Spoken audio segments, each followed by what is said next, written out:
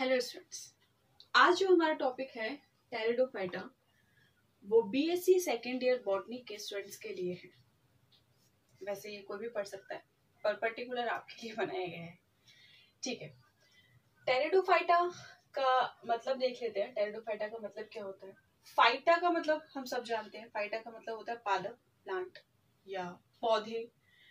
तो फाइटोन मतलब पौधा, और टेरोन या टेरिडो का मतलब होता है पंख। अब ये पंख जो होते हैं, बर्ड्स के पंख हो सकते हैं, फेदर हो सकते हैं, और ये जो फेदर होते हैं वो बहुत सॉफ्ट होते हैं, देखने में अट्रैक्टिव लगते हैं, अच्छे लगते हैं। तो कुछ इस तरह के इसके टेरिडोफाइटा के प्लांट्स होते हैं जिनको हम शो के लिए भी लगाते हैं। तो टेरिडोफाइटा के कुछ प्लांट्स इसलिए फेमस भी होते हैं, जो सौंदर्यवर्धक होते हैं। आगे देखते हैं। सुविकसित संवहन तंत्र युक्त क्रिप्टोगेम्स इसमें मिलते हैं। सुविकसित संवहन तंत्र से मतलब क्या है?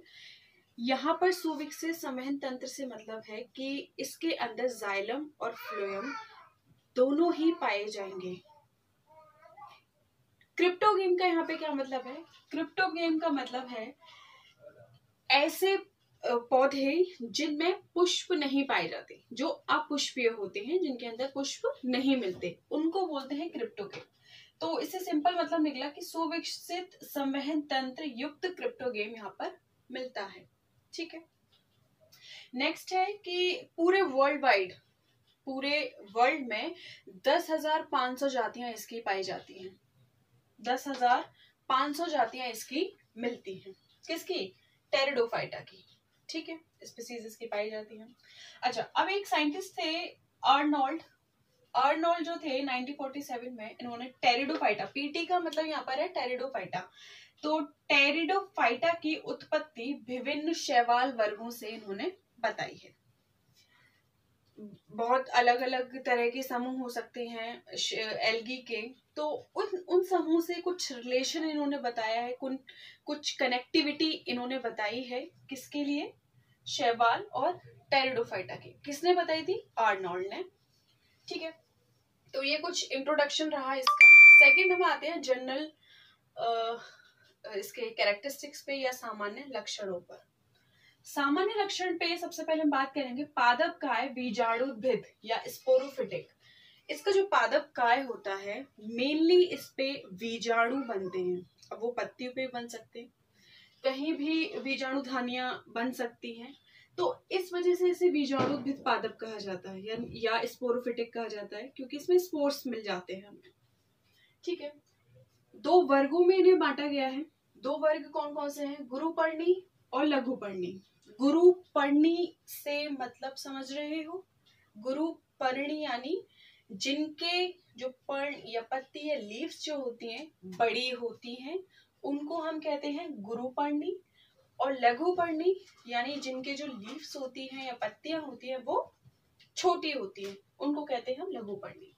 ठीक है, होता क्या है? गुरुपर्णी में जो स्टेम होता है या स्तंभ होता है वो छोटा होता है और पत्तियां बड़ी होती हैं।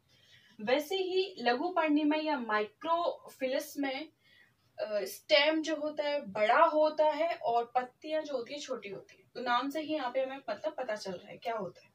ठीक है, नेक्स्ट आते हैं पौधे छोटे व वार्षिक। अगर पौधा छोटा है तो वो 1 वर्ष तक रहेगा जीवित, यानी उसका लाइफ स्पैन सिर्फ 1 साल तक ही रह पाता है, वार्षिक रह पाता है वो। और एग्जाम्पल यहाँ पे ले सकते हैं हम एजोला का। ठीक है, दूसरी तरह के भी इसमें समूह मिल जाते हैं, दूसरे तरह के भी प्लांट्स या स्पीसीज मिल जाती हैं जो बड़ी होती हैं और बहुवर्षीय होती है, यानी काफी बड़ा प्लांट होता है और कई साल तक वो जीवित रह सकता है, यानी बहुवर्षीय होता है। तो उसका एक एग्जांपल है ऑसमुंडा के बारे में। ठीक है, यानी पौधे छोटे वार्षिक या बड़े या बहुवर्षीय हो सकते हैं। ठीक है, एग्जांपल है एजोला और इसका है ऑसमुंडा। नेक्स्ट आते हैं अधिकांश टेरिडोफाइटा स्थलीय होते हैं, यानी इनका बहुत बड़ा समूह जो होता है वो सिर्फ स्थल पर पाया जाता है या टेरेस्ट्रियल होता है। और इसके अलावा कुछ जातियां, यानी स्थल की ही कुछ जातियां जो होती हैं वो जल में रहना पसंद करती हैं, जलीय होती है, एक्वाटिक होती हैं। ठीक है, तो उनमें से कुछ है, जैसे एजोला है, वो जल में रहना पसंद करती है, जलीय होती है। दूसरा ऐसा जल होता है जो स्थायी होता है, बहता हुआ जल में ये नहीं मिलती, जैसे कि कुछ तालाब वगैरह जो होते हैं जो स्थिर रह जाते हैं, उनमें ये इजीली मिल जाते हैं। ठीक है, स्थलीय की बात करें तो ये छायादार स्थानों पर मिलेंगे। दूसरा नम स्थान जो होते हैं ये वहां पाए जाते हैं। ठीक है, अधिकांश टेरिडोफाइटा स्थलीय या और कुछ जलीय होते हैं। नेक्स्ट आते हैं, स्तंभ प्रायः शाखित होता है। इसके जो स्टेम होती है उससे बहुत सारी ब्रांचेस निकलती हैं, वो शाखित होता है, और ब्रांचेस की भी ब्रांचेस निकलती हैं, तो सब ब्रांचेस निकलती हैं, तो इस तरह से ये क्या होता है, शाखित होता है। नेक्स्ट है, जड़ व स्तंभ में सुविकसित संवहनीय तंत्र यानी वेस्कुलर सिस्टम पाया जाता है। जैसे कि हमने यहाँ पे पहले डिस्कस कर लिया है कि वेस्कुलर क्रिप्टोगेमी होती है, यानी इसमें वेस्कुलर सिस्टम प्रॉपर यानी वेल डेवलप रहता है। ठीक है, इसमें जाइलम फ्लोएम दोनों ही मिल जाते हैं, तो इसलिए इसको कहा जाता है क्या, सुविकसित संवहन तंत्र युक्त पादप। कौन है, टेरिडोफाइटा। नेक्स्ट आते हैं, पौधों में लगभग सभी प्रकार के रंभ पाए जाते हैं। अब रंभ जो होता है वो नाल रंभ भी हो सकता है, वो ठोस रंभ भी हो सकता है, तो जितने भी रंभ होते हैं वो सारे के सारे इसके अंदर मिल जाते हैं। किसी स्पीसीज में हो सकता है ठोस रंभ मिले, किसी में नाल रंभ मिले, तो वो अलग अलग हो सकते हैं। नेक्स्ट है, जनन बीजाणुओं द्वारा होता है, जिनका निर्माण बीजाणु धानियों में होता है। ऑब्वियस सी बात है, बीजाणु धानियों में ही बीजाणु का निर्माण होगा, स्पोरेंजिया में ही स्पोर्स बनेंगे। तो ये जो बीजाणु है, स्टार्टिंग में हमने पढ़ लिया था, ये बीजाणुद्भिद होता है, तो ऑब्वियस सी बात है इसमें स्पोर्स ही बनेंगे, स्पोर्स से ही इसमें जनन की क्रिया या प्रोडक्शन की प्रोसेस होगी। ठीक है, आगे आते हैं, इस समूह में सम बीजाणु होमोस्पोरस और विषम बीजाणु हेट्रोस्पोरस होते हैं। अब ये सम बीजाणु को विषम बीजाणु क्या होते हैं, इसको हम और अच्छे से डिस्कस करेंगे बाद में, पर मैं थोड़ा सा बता देती हूँ। सम बीजाणु यानी समान बीजाणु, साइज उनका सेम हो सकता है, स्ट्रक्चर उनकी सेम हो सकती है, बिल्कुल समान गैमीट्स जो बनेंगे, स्पोर्स जो बनेंगे वो सेम होंगे।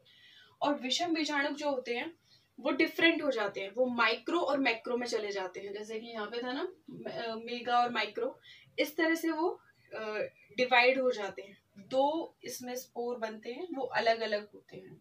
ठीक है, एक लघु होता है, एक गुरु होता है, इसको हम और अच्छे से डिस्कस करेंगे बाद में। नेक्स्ट चीज है, ये जो बीजाणु धानियां होती हैं, यानी जिनमें बीजाणु बनने वाले हैं, वो बीजाणु धानियां दो प्रकार से होती हैं। एक होता है यू स्पोरेंजिएट, एक होता है लेप्टोस्पोरेंजिएट।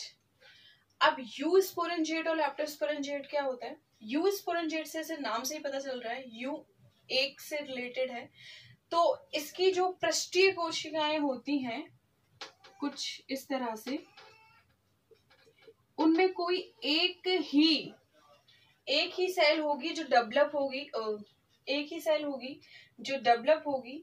और स्पोरेंजिएट जो होते हैं उसमें कोई सतह की कोई भी सेल हो सकती है, या वो ये हो सकती है, ये हो सकती है, ये हो सकती है, कोई भी सेल हो सकती है जो आगे जाकर सुपरफिशियल सेल बनाती है, यानी जो आगे जाकर बीजाणु धानी बनाने का काम करेगी। ठीक है, और नेक्स्ट जो होता है लेप्टोस्पोरेंजिएट, उसमें कोई एक ही यानी एक पर्टिकुलर ही सेल होगी जो आगे जाकर कार्य या वर्क अपना प्रोसेस करेगी। तो ये रहा आपका इंट्रोडक्शन टेरिडोफाइटा का, और ये कुछ इसके कैरेक्टरिस्टिक्स या सामान्य लक्षण हैं। इसके बाद हम इसका क्लासिफिकेशन पढ़ेंगे, और आपको जो भी समझ में नहीं आया है, जो समझ में आया है, या जो भी बताना चाहते हैं इस टॉपिक के बारे में, मुझे कमेंट करके बताएं। Thank you.